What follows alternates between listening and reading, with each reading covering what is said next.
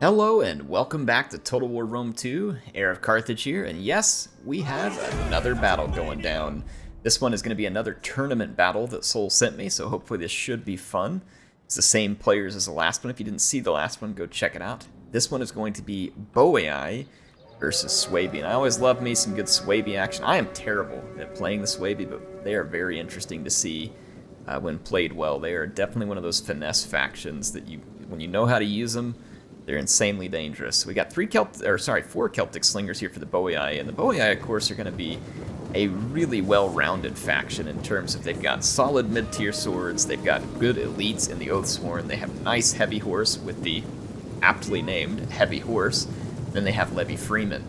So really the only thing the Boii don't have is like elite skirmishers, but otherwise they're quite good at what they do, and that is a lot of heavy horse here, by the way. That's 5 heavy horse. And then we're going to see 2 Oathsworn, and then the rest of these should be sword followers. It is, so 4 sword followers, so a pretty solid infantry line. I think it's actually 5 sword followers. So a very good infantry line. Now Suebi switching into wings. We've seen this before with Sol and the Suebi. We'll see how he handles it. Let's see what his wings are made up of. He's got Kimbri bowwomen out here on this flank. 2 more on the other. Interesting there. I mean, I usually pick the Germanic slingers, but bowwomen, of course, are a different unit for different purpose.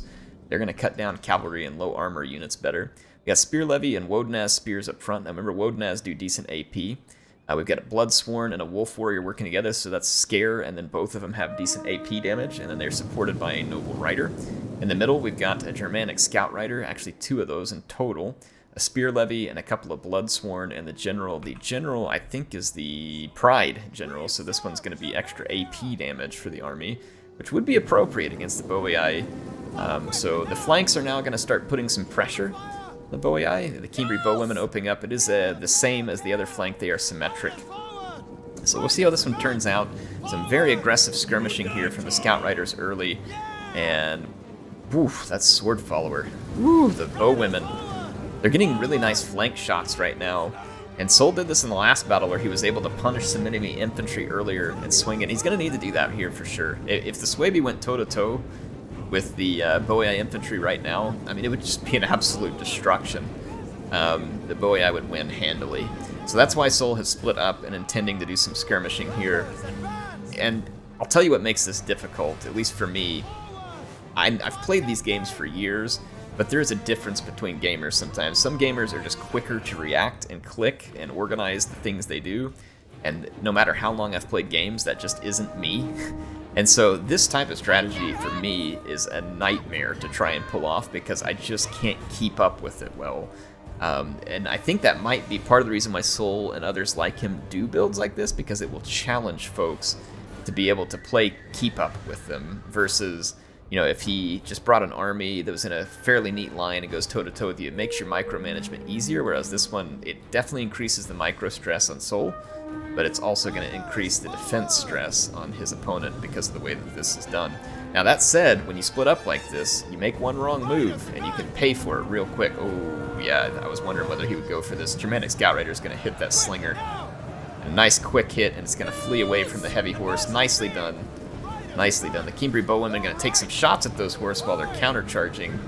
So that was a very nicely executed bit of feint retreat here. So this is definitely a lure to bring those heavy horse out here and to shoot them. And I mean, what do you do at this point when you're the Boii? What do you do to that? Like, you can't just let your slingers get charged. I guess you maybe just have to put a Levy Freeman up front or something. But I don't know. Yeah, that's a tough thing to react to. Like, you have to react to it like he is, but then when you do, you get punished for it. It's tricky. Like I said, it is tricky, and it's intentionally tricky. So interesting start here. I think Suebi are getting a nice start. Boii very much still in this fight. One of their sword followers, though, really got chewed up bad there. Obviously, if the Boii turn and face all to one side for the Suebi, then they'll try and pull away. So you're going to see, like, Sol would kind of flee back with this flank and push with the other one when you're running these wings like that. Look, another charge with the Germanic Scout Riders. This time they're just going to go for it. And they did get a fair number of kills. They did some pretty severe damage. Look at this, going for the Oathsworn with the Kimbri bowwomen. So Sol once again just taking the I'm just gonna trash your infantry approach. And again, I think that's a relevant decision here because the infantry department is not good for the Suebi at the moment. Their damage is going to be done way better by these Kimbri bow women. Ooh, this could be good here if the Levy Freemen could get a javelin volley out there. They did not, actually. They're going to end up going toe-to-toe with Woden spears. Woden spears are going to level these MLG Freemen.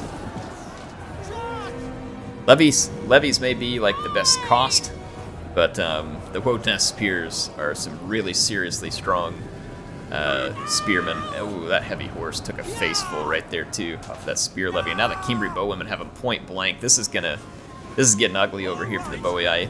He's gonna have to commit more into there, but as he brings that sword follower, and here comes the nice countercharge by Bloodsworn. So again, this is kind of an independent wing the Sol's operating, and right now he's using it well in the sense that he's baiting the shots for his bows as the enemy kind of reluctantly commits over here. If they don't have the right tools, they kind of get overrun by the tools that the Suebi have. Now, some nice shots coming in here from the Slinger, starting to put some pain into those Woden spears. That Levy Freeman just took a jab volley to the back too, and this heavy horse is now going to get overpowered by the Noble Rider. There's another one coming to support, but those bow women right there ready to support the Noble Riders too. So this is a fight that the Boii really can't win right here because it's going to start feeding value to the Kimbri bow women. And then there's an Oathsworn moving out here too, but it's going to be too late. These cavalry units are going to take some severe punishment at the hands of those bow women. And then I imagine that the Oathsworn's now taking the fire. So Sol's going to keep working that Oathsworn. He's moved his other wing back more towards the center now, and this is going to force the Boii to reposition. And right now, what Sol's doing is he's getting engagements. Kimbri bow women went charging forward. I wonder if they were out of ammo. Maybe they were.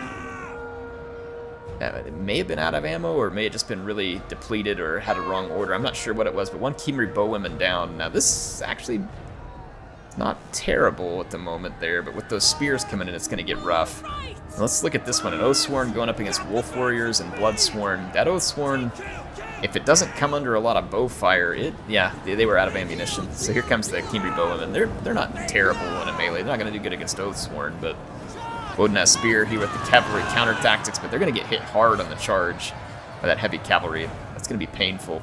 Spear levy is there, and then there's a couple more Bloodsworn here. So that Oathsworn just kind of overwhelmed by numbers. It got a lot of kills very quickly in that combat, but it's wavering just because of the sheer damage taking place, and then it broke because of all the casualties nearby. And then I think it maybe got hit with an attack in the rear penalty as these Suebi troops went pushing past. So very bad situation for Boii. They've basically had their right flank collapse, and they're going to have to push in with the other. But they are not getting the engagements that they need at the moment. And again, it's not easy. So I'm not saying this is some kind of massive angry critique towards the Boii. This is difficult to fight against when it's executed well. I even really like the pick of the Boii. It's actually something that I would have picked something similar to if I was picking Boii. A lot of horse to try and get a handle here. But I mean, this build by Sol almost feels like it counters that heavy horse build quite well, in the sense that these Kimbri bow women are kind of their bane. We've talked about bows versus archers in these battles before, and bows dish out a lot of damage quickly. Horsemen don't tend to have the best shields, and although they have armor, it's not usually as insane as like a hoplite. And so bows tend to be really good at lobbing their high damage missiles into those fights from a distance and causing a lot of damage against horses. And then the Kimbri bow women have the benefit of having those spears and being able to head into melee afterwards as needed. So again, they're not going to be amazing. They can hold their own against light horse, and they can certainly cause damage in the right situations. That Bloodsworn is going to take a nasty charge here, but there's plenty of reinforcements. Wodenaz right behind it. Kimbri bow women out of ammunition, and they are now fast charging.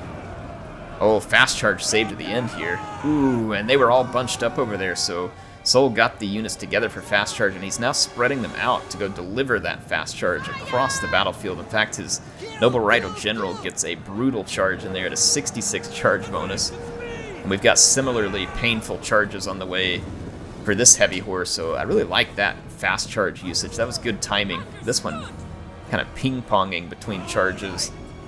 That was definitely an effective fast charge there. There is an Oathsworn coming in here fresh against the Suebi, and the Suebi are going to need to be careful in how they counter it. They've used a Bloodsworn and a Wolf Warrior, and that was an effective combo earlier. That fast charge, of course, gave them a nice bonus. It's wearing off now, so you're not going to see quite as much charge bonus on them at this point, but they still did a lot of damage in a relatively short amount of time. But look at that Oathsworn, just mulching those light Suebi infantry. This is why Sol had to use those bows to his advantage and start to do the damage to these Oathsworn ahead of time, because if that Oathsworn starts grinding it out, the Suebi infantry is just going to get absolutely mashed. Like, it's going to be like putting them through a sausage grinder. But yeah, we're going to see here a nice job of kind of charge and retreat, letting the bows do their work. That's going to wear the Oathsworn down, and with that Oathsworn worn down, there's really just not much left for the Boii to get them through this fight. So despite the Boii presenting a very dangerous infantry front, here comes Pride.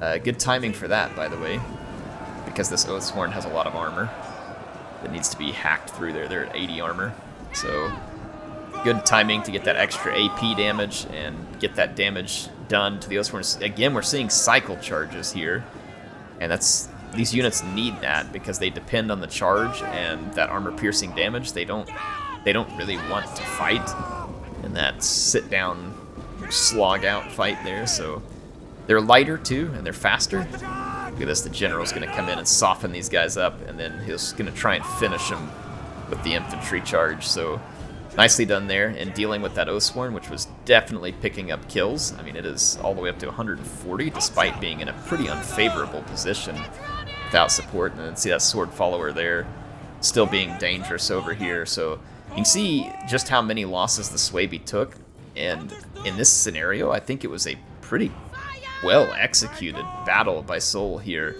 but he still took a lot of casualties because that's just kind of the way the Suebi troops are. They're soft in prolonged combat, but they're excellent on the charge, and they can deliver a lot of armor-piercing damage as well when used right. And so again, I think that executed well this time, and we're going to see a Suebi victory.